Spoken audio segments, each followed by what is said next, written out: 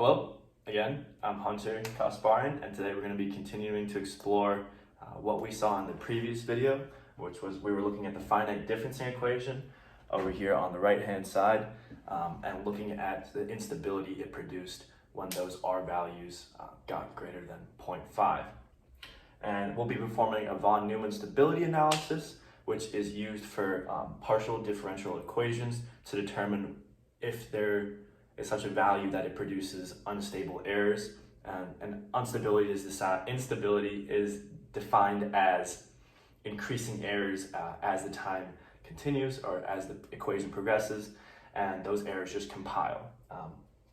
And before I actually jump into some of the mathematics of what we're going to do today, I wanted to actually take another look at what we saw in the previous video of those extremely large numbers, like 10 to the 160th.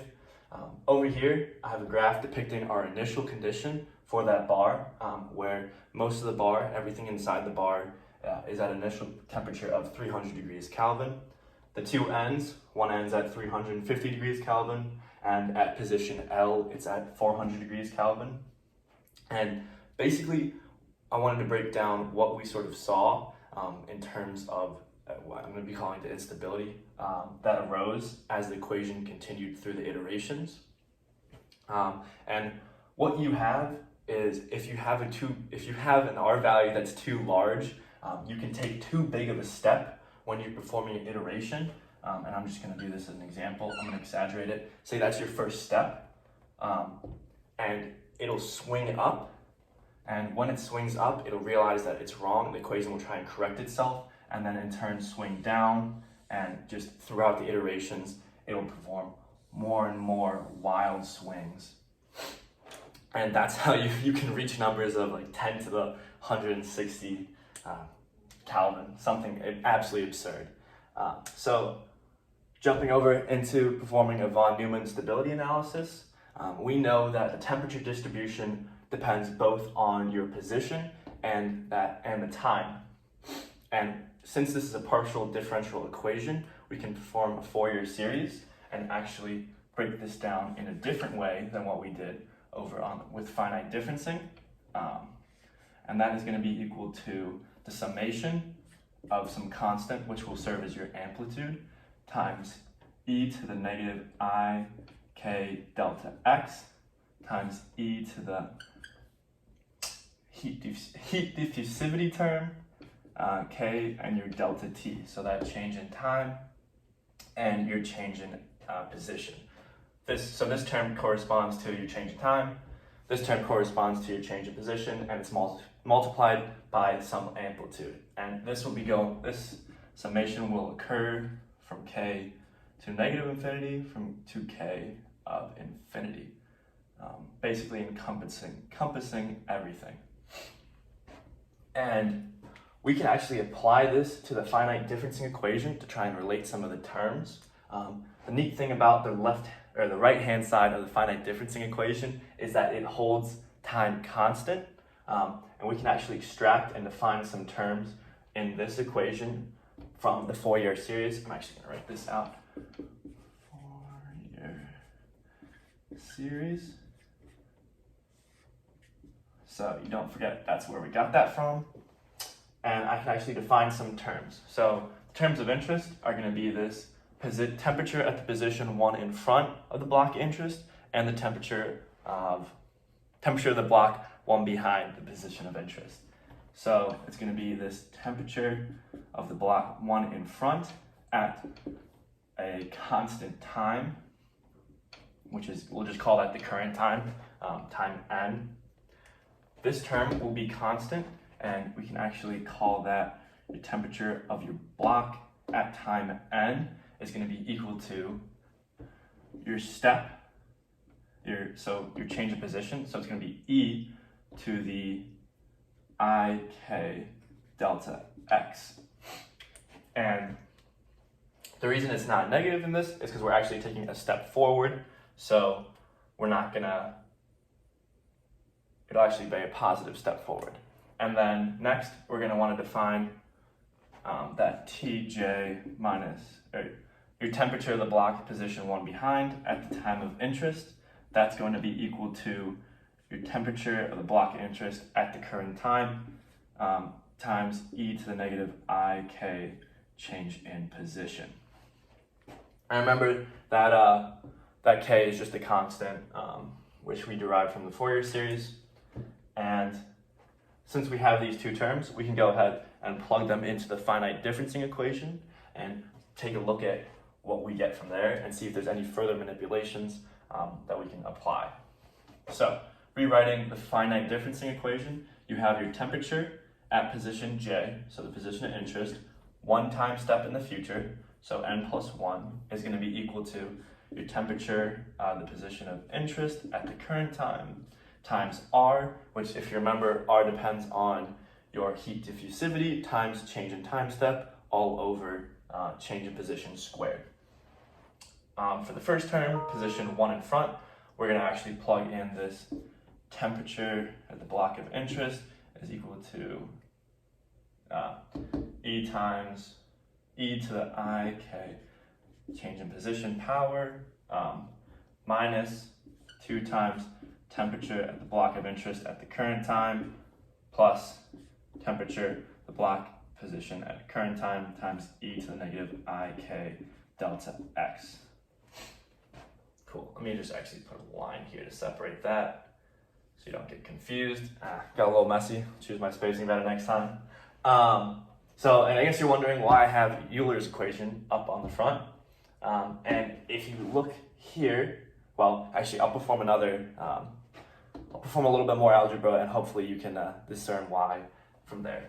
So I'm gonna pull out a TJN term and I'll have the temperature, the block of interest, one time step in the future is gonna be equal to the temperature at the current time for that block of interest times 1 plus r e to the ik change in position plus e to the negative ik change in position minus 2. So if you look here, this looks awfully similar to what we have and can be derived from Euler's equation, where if we have 2 cosine kx, it's actually equal to this inside term. So we're going to go ahead and swap that in. So your temperature at position position 1 time step in the future is going to be equal to the block of interest current position times 1 plus r times 2 cosine kx minus 2. Cool. Okay, so we have this term here, and where we're going to go from here is this inside, or this whole term here. I'll actually underline it. If it takes on a value of greater than 1 or negative 1, we'll actually see a growing temperature distribution of increasing error, similar to what we saw up here, where it'll just continue to grow exponentially, and that'll actually produce unstable values. So knowing this, we can write an inequality for this to solve for r, which is the whole goal of this, is to sort of prove mathematically why everything gets really crazy when r is greater than 0.5. So hopefully everything works out. But the absolute value of 1 plus r 2 cosine kx minus 2, close the absolute value, has to be less than 1. And then, so we'll just continue to solve for r.